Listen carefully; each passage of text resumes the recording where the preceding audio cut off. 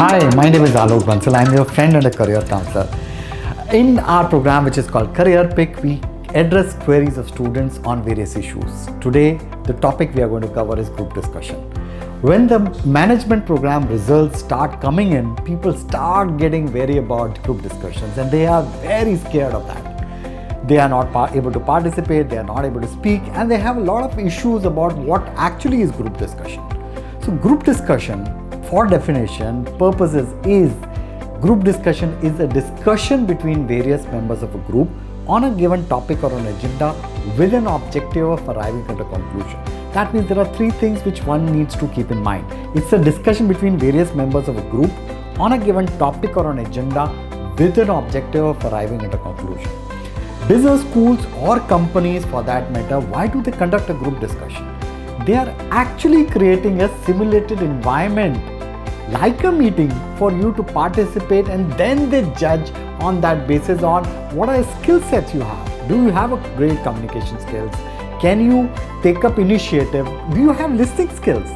Can you take up leadership positions? Do you have the maturity to behave in a very rational manner? Everything around that is what they try to observe you on.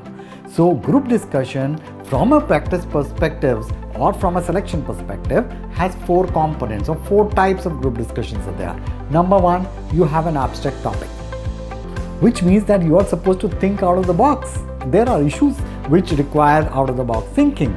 Like, for an example, a topic like black is a topic which is given sometimes as management selection processes. Second type of group discussion, as the name would suggest, is controversial group discussions, or where the topic is very controversial, which allows us to come out with true colors about who we are. Okay, our issues about religion, about society, social issues, financial issues.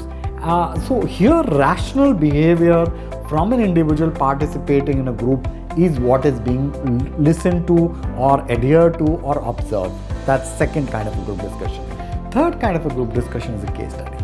Case studies are becoming increasingly common, where you are given a small caselet, maybe 5 lines, 10 lines, printed otherwise, and you are supposed to decipher the information which is available there and come out with conclusions on the basis of that.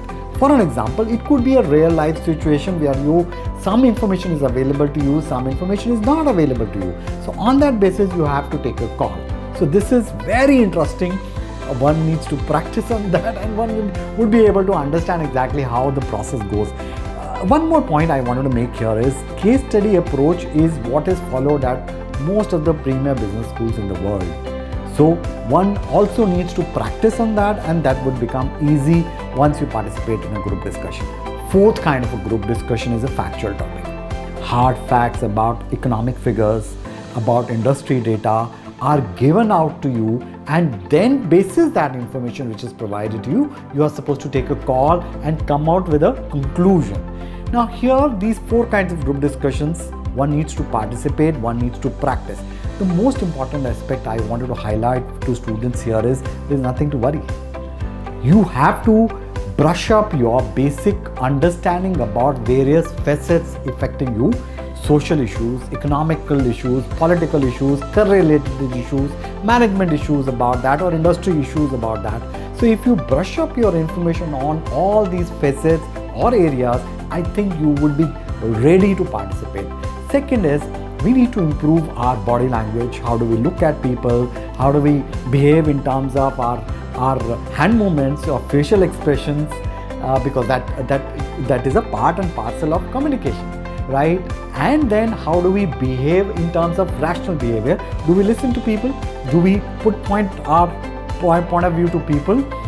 Is important. Also, a last point I wanted to highlight here is group discussion is not a debate. Most of the students I deal with, that I have dealt with, behave in they take group discussion as a debate. They say for the motion or for against the motion is what debate is. Group discussion is, you start from this point, I start from this point, we are trying to arrive at a common consensus or a conclusion. That's a big difference between a debate and a group discussion. So don't make your group discussion a debate. Can you talk about both the positive and negative sides of a particular point? Absolutely. Also, group discussion can be taken as a balance sheet where there is a debit and a credit, or a liabilities and an asset. So every point could have pluses and minuses. Look at them and then you will be able to do well. If you want to really consult us, come back and talk to our team at alokbansal.com, and the details are mentioned here, and we'll be happy to help you and guide you. Thank you very much.